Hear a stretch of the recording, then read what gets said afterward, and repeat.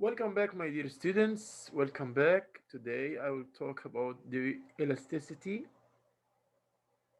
And the elasticity means, in simple words, the change in the amounts of demand or supply due to the change in prices. So it is the change in quantities of demand or the quantities of supply due to the change in prices. That is what we call elasticity. Elasticity, when it is less than 1, that means it's low elasticity, or we call it non-elastic or inelastic. When it's greater than 1, we call it elastic. When it equals 1, means a change in the prices respond in the change in the quantities with the same degree and the same effect. When the elasticity is 0, means quantities will never respond to the change in prices. By other meaning, when the elasticity equals zero, that means whatever, wherever, whenever the prices change, the quantities will still the same. They will never be changed. They will never be changed. Take examples for this. As example, like the Javens items, which is like the salt, or like the sugar, or like the flour, or like the insulin for the diabetes, or for the prescriptions, the medication, the pills for the patients, people who are sick. Tell me, if the price go down for the medicine, would you buy more? No. If the price go higher for the medicine, would you stop and say, no, I'm not taking medicine because it became very expensive? No.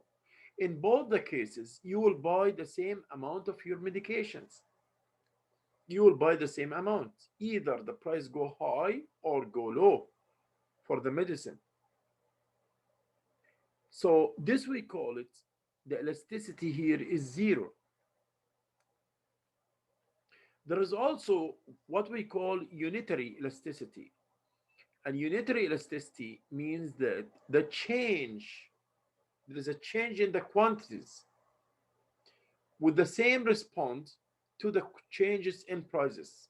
So prices will change and the quantities will respond to the changes with this change as well, and with the same proportion or with the same ratio. This we call it unitary elasticity. And there is also infinity elasticity. Infinity elasticity means changes a little bit in the prices will lead to a great change in the quantity demanded or the quantity supply.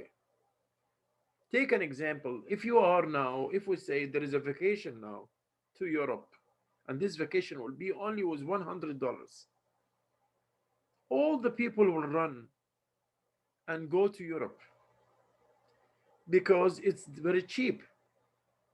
When the changes in prices leads to an infinite changes in the demand, quantity demanded or quantity supplied, then we say this is infinite elasticity, either demand elasticity or supply elasticity. But it's very famous in the demand, just to let you know.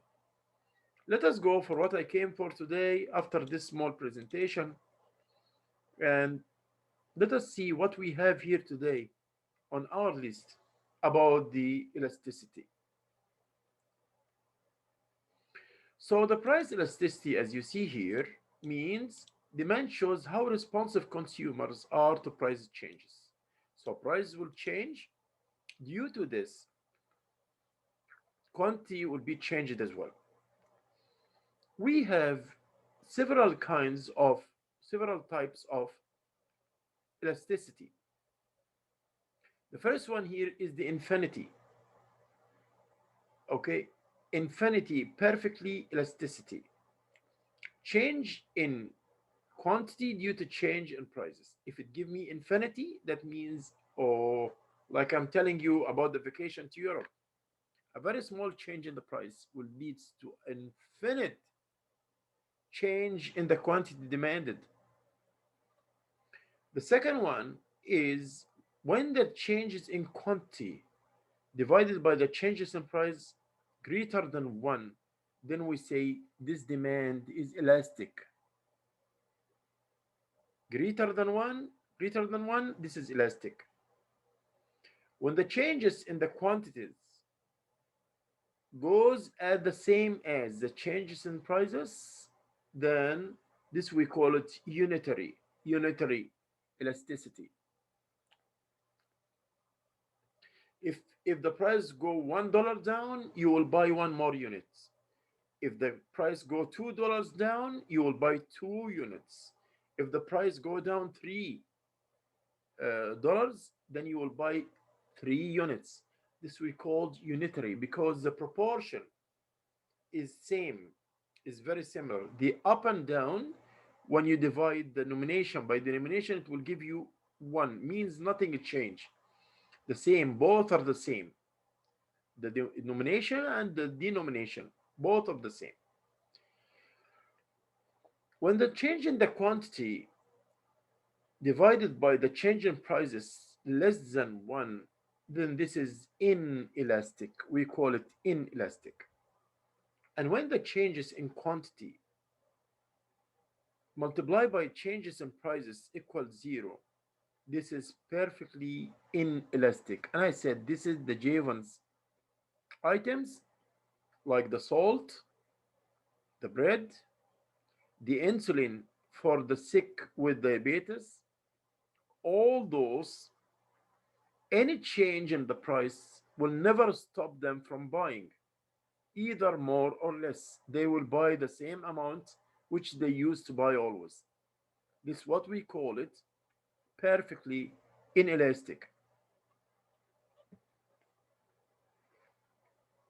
Okay, let's go now to another point to see another point. Here it is a description for the meanings which I said just now. The greater than 1 is elastic, the equals to 1 is unit or unitary elastic, and less than 1 will be inelastic or relatively inelastic. Here is the area which show this as example. When the elastic as example here is between the changes in prices between 7 and 8 means 1, and the changes in the quantity is between 0 and let's say 2. So 2 by 1 will give me 2.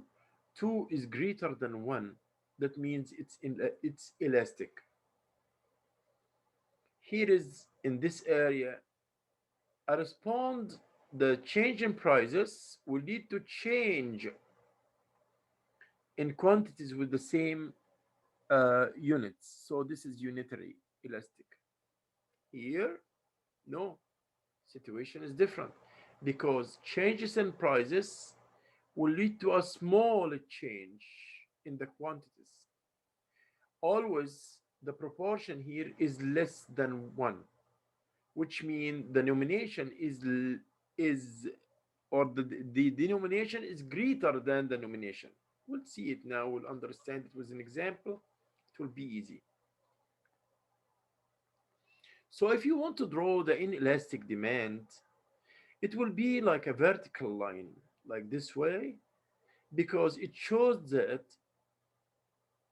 whatever the price go ups and down, the demand is still the same. See this line is for the demand. So whatever the price go up, still the same amount of demand here, the same quantity of demand. It's this area. This area is the quantity of demand will never change, even though the prices go up or down. Like I told you, like Jevons items, which include the salt, sugar, the insulin, the prescription for the sick people, all those are included here. So let me give you an idea. In perfectly inelastic demand, consumers never respond to the changes in prices. Whatever the prices change, you will stand still, consume the same amount from medicine, from the salt, not because the salt became cheaper that you will put more salt in the food, or not because it became very expensive, you will not buy salt and you won't put salt in your food. You will put the same amount. So, whatever the prices change, but the quantity of the salt or the sugar which you buy will keep the same, will never change. But the case is different in the perfectly elastic demand. And this is what we call infinity. Why? Because a small change in price will lead to a great, huge, infinite change in the quantity demanded.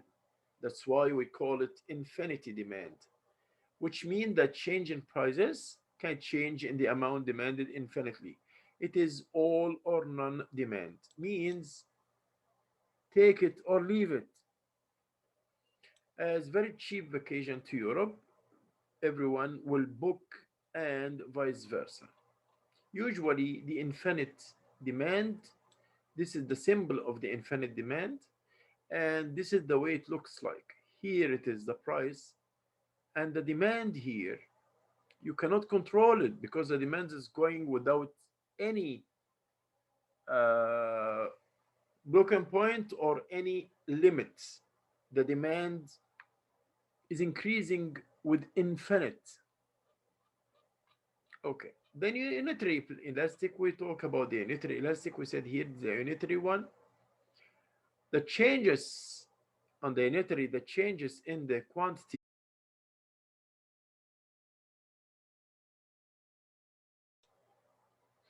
Welcome, my dear students. How are you all? I wish that you are all in a good health and safe. Uh, Today, we are going to talk about, give an example about how to calculate the elasticity. There are two ways actually to calculate the elasticity. This way is the easiest one and the simplest one of them. Let's go and see how can we calculate the elasticity. The example is here on the board. For saving time, I wrote it already on the board. Just work on it directly. Calculate demand elasticity. If you know that quantity demanded was 10 units at the price of $5 for each unit, and the quantity became 25 units at the price of $3. Comment on your results. So let's say that the elasticity will equals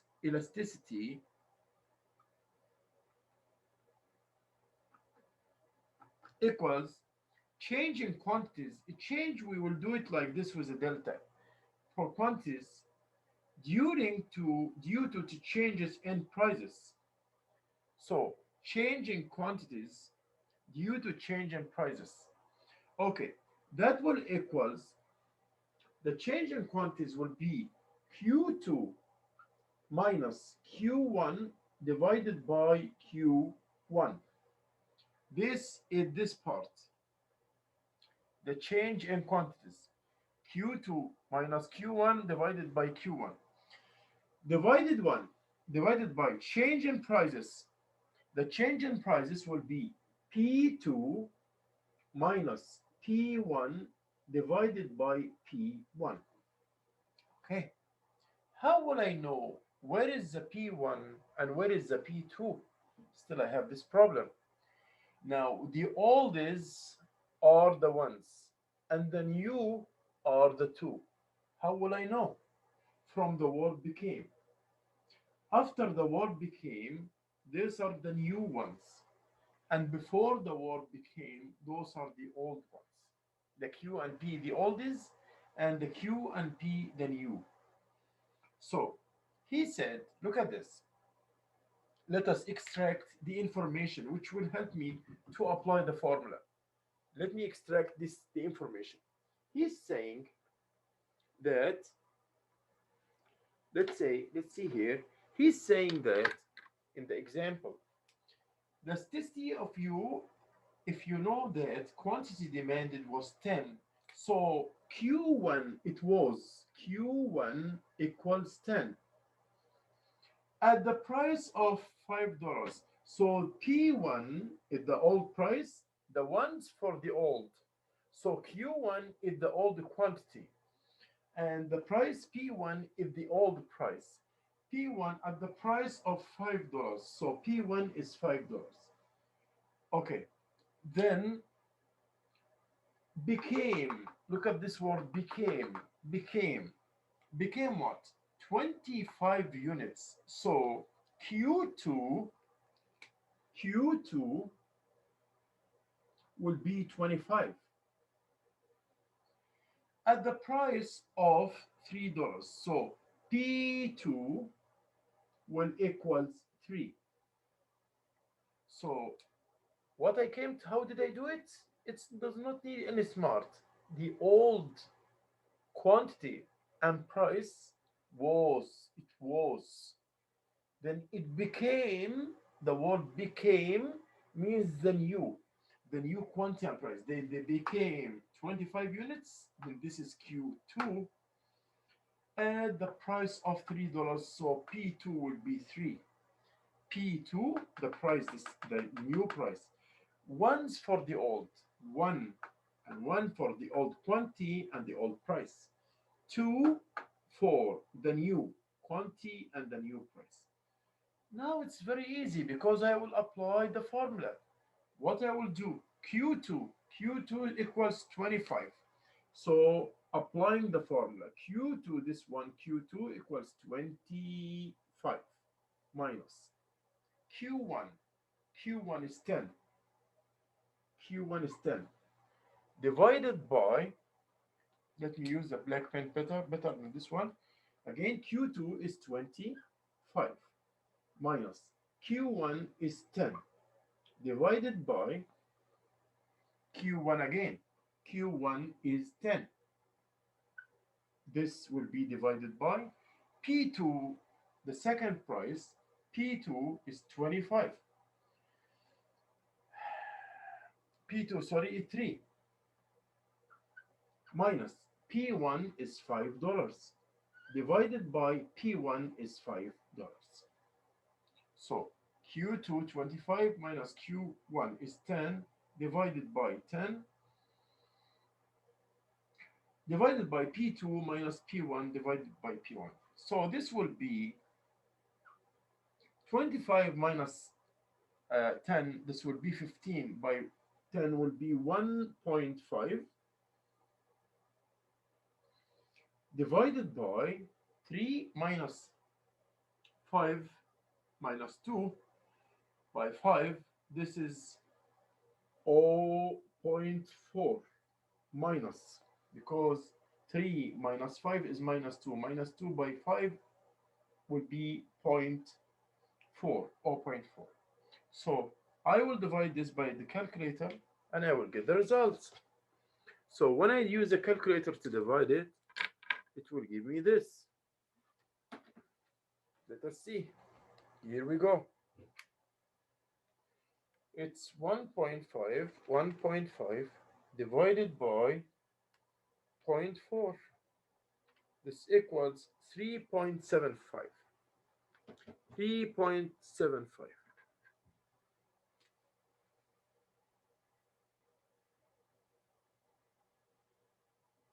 minus 3.75. So this is the elasticity, 3.75. The minus here is the direction of the relationship, because as you notice here, the prices, when the prices go high, the quantity required go down. So this means the inverse relationship. This minus means inverse relationship. Okay. So this was the example for the first way to calculate the flexibility. We have another way to calculate the flexibility. I will show it to you now. Uh, this is what we did, changes in quantities during to changes in prices. This we call it, another way is called midpoint method for calculating the elasticity. So in this way, we say Q2, the new quantity, minus the old quantity, divided by, again, Q2 plus Q1 divided by 2, like we get the average of them. This all we multiply in 100. And this is the change in quantities, and this is the change in prices. It will be P2 minus P1 divided by P2 plus P1 divided by 2 multiplied by 100. So what? So we'll divide back. This is an example. And we will uh, divide the change in quantities by the change in prices, and it will give me the final result. This we call it the midpoint. Why? Because we do in the denomination Q1 plus Q2 divided by 2. It's not easy like this one. This one is very easy. The other one will take the average, the midpoint between the quantities. Midpoint between the quantities here. For that reason, they call it the midpoint, because it's Q1 plus Q2 divided by 2. And also for the prices, the same thing. Price 1 plus price 2 divided by 2. Yeah. But the other system which we solve with is only Q2 minus Q1 divided by Q1, and that's all brackets, divided by P2 price 2 minus price 1 divided by price 1. Actually, also the supply had the same aspects, like the exactly like the demand, and there is also we have 5 types of supply. Yeah. Still only 2 points which is theoretical in part here. Like, does the federal spending of the governments usually affect the demand and supply in any society? Yes. The subsidiaries, the welfare programs, the money which the government push to the people, the unemployments and all this, and the employment welfare and this and that, all this help the people by giving them money, and this money will make them able to buy and will change the situation of the demand and supply in a society by indirect way, of course. So the federal spendings programs that the government do to control the supply or the demand is transfer payment. This is a transfer payment, and giving credits, tax credits to low income parents, and transfer payments to the unemployment, or what we call it employment insurance, and the pension for the Canadian pension plan. Also, there are another providers of the government. They provide the health care, the subsidies, the welfare services, and the federal government pays, like from the CHST. How about the taxes? So, what do we know about the taxes? Taxes, we have personal taxes, we have in Canada sales taxes, we have excise taxes, we have property taxes, and we have corporate income taxes. Actually, there's some questions regarding, does this, because there was a debates about the government's rule, like some people say the spending of the government is not fair. As example, critics argue that taxes and some spendings program reduces the activity of the people, because the people would say, why to work, we will take money, so their activity will go down.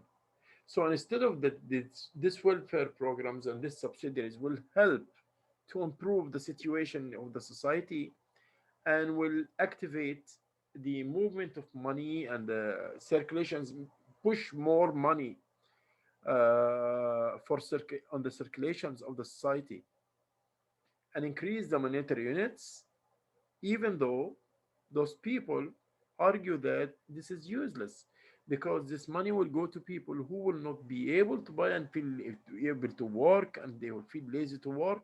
So what the use of this? But from the other hand, there are supporters of government admit that public spending and taxation are not as effective as they could be. People, other on the other hand, said we must increase them. So now let's go to the questions of this part as example. That means change in quantities demanded is more than changes in the price. This is the elastic demand. When the changes in quantity are more than changes in prices, then this would be the elastic. Okay. That means changes in quantity demanded is less than changes in price. This is inelastic demand. That means that a change in quantities demanded equals changes in prices. This is unit elastic. This change with the same degree. Changes would be with the same degree. Price elasticity,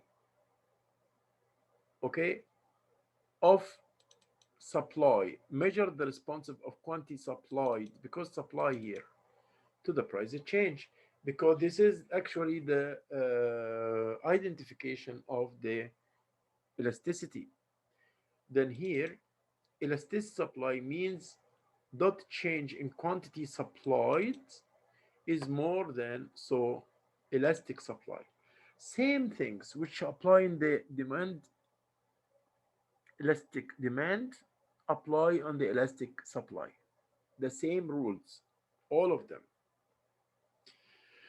Dot means percentage in quantity supply is less than dot percent change in prices. This is inelastic supply. The main federal spending programs are, what do you think? In Canada here, the main federal spending programs, we all hear about it, are the senior benefits and the child tax benefit and the employment insurance. That's all of it? No, there are more.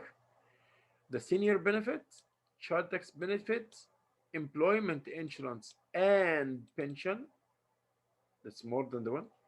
Or all the above. Of course, it's all the above because it's including pensions more. Those are, like I said before, the assistant of the government.